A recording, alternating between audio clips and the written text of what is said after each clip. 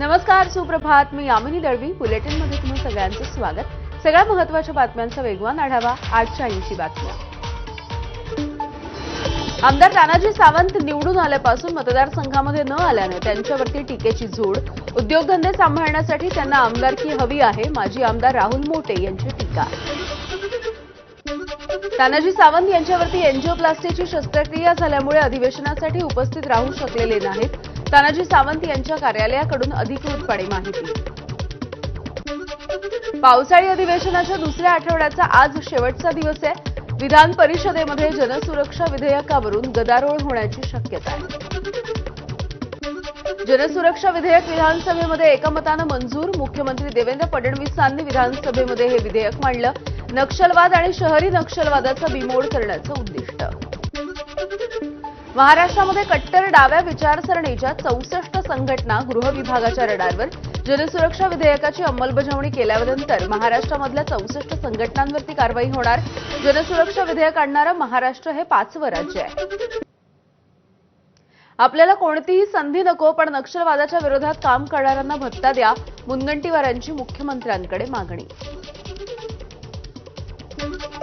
विधिमंडळाचं अधिवेशन 18 जुलैपर्यंत चालणार. तारखेमध्ये कोणताही बदल केला जाणार नाही. कामकाज सल्लागार समितीच्या बैठकीतला निर्णय. खासदार निलेश लंके आज अहिल्यानगर जिल्हाधिकारी कार्यालयाच्या समोर उपोषणाला बसणार. नगर मनमाड या महामार्गाचं काम रखडल्यामुळे लंके आजपासून उपोषण करतील. आमदार संजय गायकवाड यांच्यावरती हत्येच्या प्रयत्नाचा गुन्हा दाखल करा. दैनिक सामनामधून मागणी. गायकवाडांच्या प्रकरणामध्ये मुख्यमंत्र्यांनी पळ काढला. सभापती अध्यक्ष मुख्यमंत्र्यांना विचारल्याशिवाय निर्णय घेतात का? सामनामधून टीका. खासदार श्रीकांत शिंदेंना आयकर विभागाची नोटीस नाही. संजय शिरसाट यांचा केलेल्या वक्तव्यावरून यू टर्न. चुकून नाव घेतल्याचं म्हणत सारवासारव. खासदार संदीपान भुमरे पुन्हा एकदा वादाच्या भोवऱ्यात. भाऊजाई आणि पीएच्या देशी दारू दुकानांना एकाच दिवसामध्ये परवानगी दिल्याचा आरोप आहे. औरंगाबाद खंडपीठामध्ये याचिका दाखल. दारूबंदी विभागाने जिल्हाधिकाऱ्यांची दिशाभूल केल्याचा आरोप आहे. विधिमंडळाच्या परिसरामध्ये मोठ्या प्रमाणावरती कचरा साठल्याची बाब एबीपी माझानं समोर आणली आणि यानंतर हा कचरा उचलण्याच्या ऐवजी मोठे पडदे लावून हा कचरा झाकण्याचा प्रयत्न केलाय आणि यामुळे विधिमंडळाच्या भोंगळ कारभारावरती पुन्हा एकदा लक्ष केलं जात आहे. माजी पोलीस आयुक्त परमवीर सिंग यांना सीबीआयकडून क्लीन चिट. अग्रवाल खंडणी प्रकरणामध्ये सीबीआयकडून क्लीन चिट देण्यात आली. महाविकास आघाडीच्या सरकारमध्ये असताना परमवीर सिंग आणि 5 पोलीस अधिकाऱ्यांवरती गुन्हे दाखल झाले होते. मुंबई आणि महाराष्ट्राच्या विरोधामध्ये बोलणाऱ्या निशिकांत दुबेंचा खारमध्ये कोट्यवधी रुपयांचा फ्लॅट. महाराष्ट्राकडे कोणतेही उद्योग नाहीत असं म्हणणारे दुबे स्वतःच मुंबईमधल्या बड्या कॉर्पोरेट कंपनीमध्ये डायरेक्टर पदावरती असल्याची माहिती. विधानसभेच्या उपसभापती नीलम गोऱ्हेंच्या सुरक्षा रक्षकाचा ठाकरेंच्या सेनेचे आमदार वरुण सरदेसाई यांना धक्का. हे दुसऱ्यांदा घडत असल्याचं म्हणत वरुण सरदेसाई संतापले. शिक्षक भरतीसाठी वापरण्यात येणाऱ्या पवित्र पोर्टलमध्ये त्रुटी आढळल्या तर त्या दूर केल्या जातील. शालेय शिक्षण मंत्री दादा भुसे यांची ग्वाही. गिरणी कामगारांच्या मागणीला यश आलंय. सरकारसोबत पार पडलेल्या बैठकीमध्ये सकारात्मक चर्चा. सेलमध्ये घर नाकारलं तर कुठेही घर देणार नाही असा शेरा होता, तो रद्द केल्याची सामंत यांची माहिती. लातूर जिल्ह्यामधल्या अनेक माजी नगरसेवक आज भाजपमध्ये पक्षप्रवेश करतील. रवींद्र चव्हाण यांच्या उपस्थितीमध्ये हा पक्षप्रवेश होणार आहे. रत्नागिरीमधल्या गणपतीपुळे मंदिरामध्ये भाविकांसाठी आता ड्रेस कोड लागू होतोय. गणेशोत्सवापासून ड्रेस कोड लागू करण्याचा विश्वस्त मंडळाचा निर्णय. या संदर्भामध्ये मंदिराची पंच समिती ही लवकरच बैठक घेईल. कॅब सेवा देणारी कंपनी उबेरचं ग्राहकांसाठी नवं फीचर लॉन्च. उबर ॲपवरून आता मेट्रोचं तिकीटही काढता येईल. सध्या ही सेवा दिल्लीमध्ये सुरू आहे. लवकरच मुंबई आणि चेन्नईमध्ये सुरू होणार आहे. मुंबईच्या बेस्ट उपक्रमामध्ये भाडेतत्वावरती 6,555 बस घेण्यासाठी विविध पुरवठादारांच्या सोबत करार झालेला आहे. यापैकी 2,167 बस बेस्ट उपक्रमाच्या सेवेमध्ये दाखल. उर्वरित बसेससाठी पाठपुरावा सुरू. ज्येष्ठ नागरिकांना लोकलच्या गर्दीमधून प्रवास करता यावा यासाठी आता ज्येष्ठ नागरिकांसाठी माल डब्यामध्ये राखीव आसनं असतील. मध्य रेल्वे प्रशासनाकडून खास राखीव डब्यांची निर्मिती. ब्लिंकिट स्विगीला अॅमेझॉन आता टक्कर देईल. झेप्टो, इन्स्टामार्ट, स्विगी आणि ब्लिंकिटला टक्कर देण्यासाठी अॅमेझॉननं नवीन सर्व्हिस अॅमेझॉन नाऊ ही सेवा सुरू केली आहे. त्यामुळे आता अवघ्या 10 मिनिटांमध्ये डिलिव्हरी मिळू शकणार आहे. पिटबुल, रॉटविलर या श्वानांवरती गोव्यामध्ये बंदी या संदर्भामधलं विधेयक राज्य विधानसभेच्या आगामी अधिवेशनामध्ये मांडलं जाणार आहे. रॉटविलर आणि पिटबुल हे नियंत्रणाच्या बाहेर जातात, त्यामुळे त्यांच्याकडून गंभीर इजा होण्याचा धोका आहे. म्हाडाच्या कोकण मंडळाची 2000 साली रखडलेली योजना आता पूर्ण होणार आहे. लाभार्थ्यांना तब्बल 25 वर्षांच्या नंतर चितळसर, मानपाडा, टिकुजिनीवाडी या गृहप्रकल्पांमध्ये हक्काची घरं मिळतील. 15 जुलैला अर्ज केलेल्यांना संमतीपत्र सादर करता येणार आहे. सिडकोच्या माझे पसंतीचे घर गृह योजनेमधली घरं ही सर्वसामान्यांना न परवडणारी. सिडकोच्या 26,000 घरांपैकी केवळ 10,000 घरांसाठी ग्राहकांकडून कन्फर्मेशनची रक्कम मिळाली आहे. सिडकोमधल्या घरांच्या वाढत्या किमती कमी कराव्यात, शशिकांत शिंदे यांची विधानसभेत मागणी. तर दर कमी करण्याच्या संदर्भात उपमुख्यमंत्री एकनाथ शिंदेंसोबत बैठक घेणार असल्याची उदय सामंत यांची माहिती. मुंबईच्या पूर्व उपनगरामधल्या मिठागराच्या जमिनीवरच धारावीकरांचं पुनर्वसन होणार. या संदर्भामध्ये विरोध करणारी याचिका मुंबई उच्च न्यायालयानं फेटाळली आहे. मुंबईत मराठी लोकांना राहायला घरं नाहीत, त्यामुळे इमारतींच्या पुनर्विकासामध्ये मराठी लोकांना घरांसाठी आरक्षण द्या, सचिन अहिर यांची सभागृहात मागणी. आगामी कुंभमेळाव्याच्या पार्श्वभूमीवरती नाशिकच्या पंचवटी परिसरामध्ये रामकाल पथ तयार केला जाणार आहे. रामायणकालीन घटनांचं शिल्प आणि कमानी सुद्धा उभारल्या जाणार आहेत. यवतमाळमध्ये बच्चू कडू यांच्या पदयात्रेमध्ये बाळा नांदगावकर सुद्धा सहभागी. 2 ऑक्टोबरला मुंबईमध्ये होणाऱ्या महामोर्चाला मनसेचा पाठिंबा. आठवडाभराच्या नंतर आमदार राजेश मोरे यांच्याकडून पलावा जंक्शन पुलाची पाहणी. पुलाच्या उद्घाटनाच्या नंतर हा पूल बंद केल्यामुळे वाद रंगला होता. बोरिवलीमध्ये मनसेची उत्तर भारतीय फेरीवाले व्यावसायिकांसोबत बैठक. मुंबईमधला भाषिक संघर्ष टाळण्यासाठी मनसेची भूमिका काय हे उत्तर भारतीयांपर्यंत पोहोचवण्यासाठी या बैठकीचं आयोजन. मुंबई विद्यापीठाच्या कल्याण उपकेंद्राचं नाव धर्मवीर आनंद दिघे मुंबई विद्यापीठ करण्याचा 2018 साली निर्णय. मात्र अद्यापही नामकरण न झाल्यामुळे ठाकरेंच्या सिनेट सदस्यांचं आंदोलन. गडचिरोलीमध्ये मलेरिया नियंत्रणासाठी 25 कोटी रुपये खर्चून टास्क फोर्सची स्थापना करूनही परिणाम नाही. मग आदिवासींचा जीव घेण्यासाठी टास्क फोर्स स्थापन झाली आहे का? विजय वडेट्टीवार यांचा सवाल.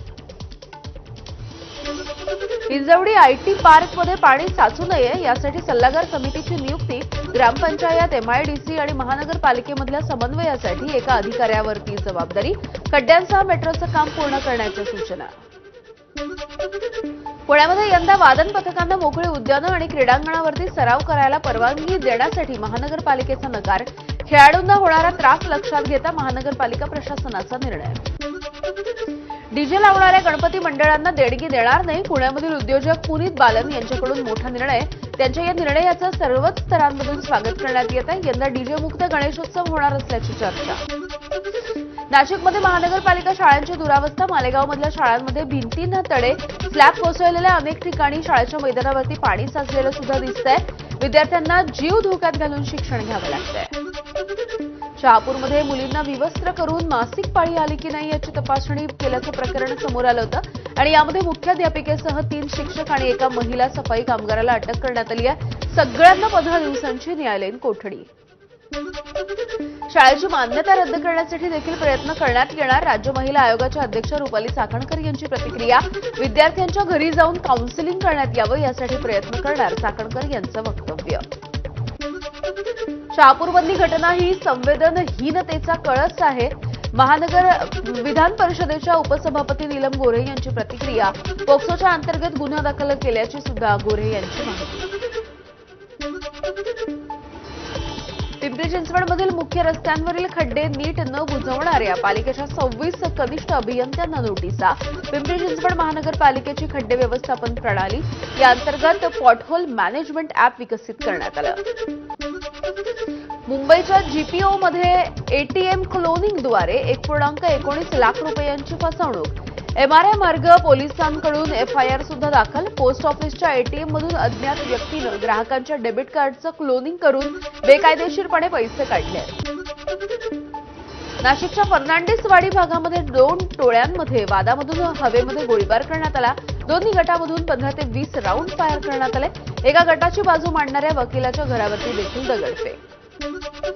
नाशिक मुंबई महामार्गावरती मुंढेगाव फाट्याजवळ भीषण अपघात. चारचाकी गाडीवरती कंटेनर उलटला. यामध्ये 14 जणांचा मृत्यू झालाय.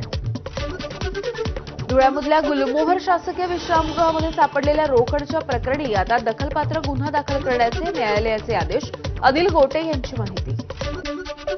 बीडमधल्या माजलगाव नगरपालिका मुख्याधिकाऱ्याला 6 लाख रुपयांची लाच घेताना पकडलं. छत्रपती संभाजीनगरच्या लाचलुचपत प्रतिबंधक विभागाची कारवाई. राष्ट्रवादी काँग्रेस पक्षाचा भायखळा तालुका अध्यक्ष सचिन कुर्मी हत्या प्रकरणी चौकशीसाठी एसआयटी स्थापन.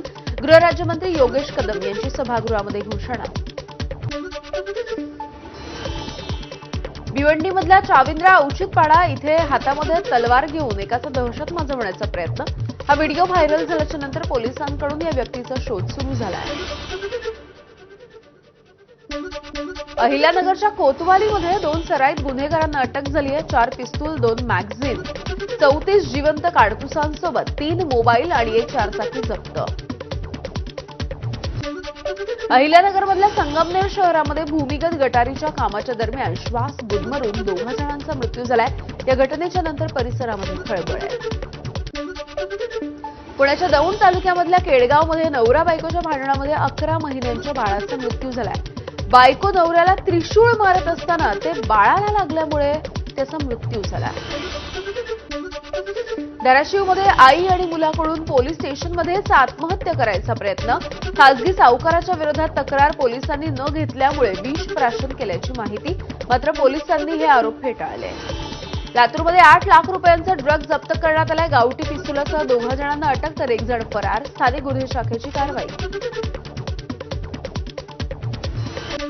जळगावच्या गांधीनगरमध्ये होलसेल औषधी विक्रीच्या दुकानाला भीषण आग लागली. शॉर्ट सर्किटमुळे ही आग लागल्याची प्राथमिक माहिती.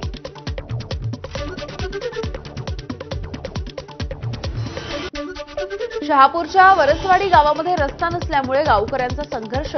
आजारी महिलेला मध्यरात्रीच्या वेळेला पायवाटेनं रुग्णालयामध्ये घेऊन जायची वेळ आली आहे. कोल्हापूरच्या पाटपन्हाळा गावामध्ये शेतात वैरण आणण्यासाठी गेलेल्या 5 शेतकऱ्यांवरती गव्याचा प्राणघातक हल्ला. वारंवार गव्याचे हल्ले होत असल्यामुळे शेतकरी हतबल झाले. बंदोबस्त करण्याची मागणी. कल्याणमध्ये 31 वर्षाच्या तरुणाचा डेंग्यूमुळे उपचाराच्या दरम्यान मृत्यू झाला. या घटनेच्या नंतर आक्रमक होऊन कल्याण डोंबिवली मनपा आरोग्य विभागाच्या ढिसाळ कारभाराच्या विरोधात मनसेचं आंदोलन. पुण्यामधल्या दारूवाला पुलाजवळच्या ड्रेनेजमध्ये काम सुरू असताना खांब कोसळल्यामुळे शाळकरी मुलगा जखमी झालाय आणि मुलगी जखमी झालेली आहे. या मुलीवरती नजीकच्या रुग्णालयामध्ये सध्या उपचार सुरू आहेत. 10 वर्षांच्या मुलानं 1.25 लाख रुपयांची बॅग पळवली. नांदेडच्या जुना मोंढ्यामधला हा सगळा प्रकार आहे. ही सगळी घटना सीसीटीव्ही कॅमेऱ्यामध्ये कैद झाली आहे. पोलिसांकडून बॅग चोरणाऱ्या लहान मुलाचा शोध आता सुरू आहे. पावसाळ्यामध्ये अतिक्रमण विरोधातली कारवाई थांबवावी. जलील यांचं मुख्यमंत्र्यांसह संबंधित अधिकाऱ्यांना भावनिक पत्र. गोरगरिबांचे संसार उद्ध्वस्त करून शहराचा सर्वांगीण विकास होऊ शकत नाही. पत्रामधून उल्लेख. वाशिम जिल्ह्यामध्ये मागच्या काही दिवसांपासून सुरू असलेल्या पावसामुळे खरीपाच्या पेरण्या रखडल्या. अनेक ठिकाणी रस्ते चिखलमय झाले आणि त्यामुळे नागरिकांना त्रास होतोय.